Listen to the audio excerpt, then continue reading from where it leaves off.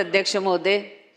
मी औचित्याच्या मुद्द्यामार्फत सरकारचं लक्ष वेधू इच्छिते की भारतीय राष्ट्रीय महामार्ग प्राधिकरण मार्फत वाढवण बंदर प्रकल्पासाठी सुमारे 32 किलोमीटर नवीन हरित क्षेत्रातील महामार्ग व 10 किलोमीटर रेल्वे मार्ग उभारण्याचे नियोजित असून त्यासाठी पालघर जिल्ह्यातील सुपीक व विकसित शेती क्षेत्रातील मोठ्या प्रमाणावर पालघर तालुका व डहाणू तालुक्यातील जमीन संपादित केली जात आहे।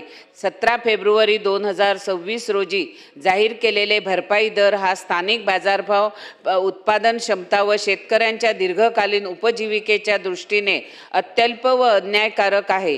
प्रकल्पाचे अंदाजित खर्च 76,220 कोटी ते 1.5 लाख कोटी दरम्यान असताना शेतकऱ्याला दिला जाणारा दर अत्यंत कमी आहे। तसेच Mumbai Ahmedabad high speed railway मार्ग, दिल्ली मुंबई दुतर्फी महामार्ग, पुरंदर आंतरराष्ट्रीय विमानतळ प्रकल्पातील भरपाईच्या तुलनेने मोठी तफावत दिसून येते। म्हणून तयार दूरसूची रेडी रेकनर ऐवजी प्रत्यक्ष बाजारभावानुसार योग्य दर देणे आवश्यक आहे।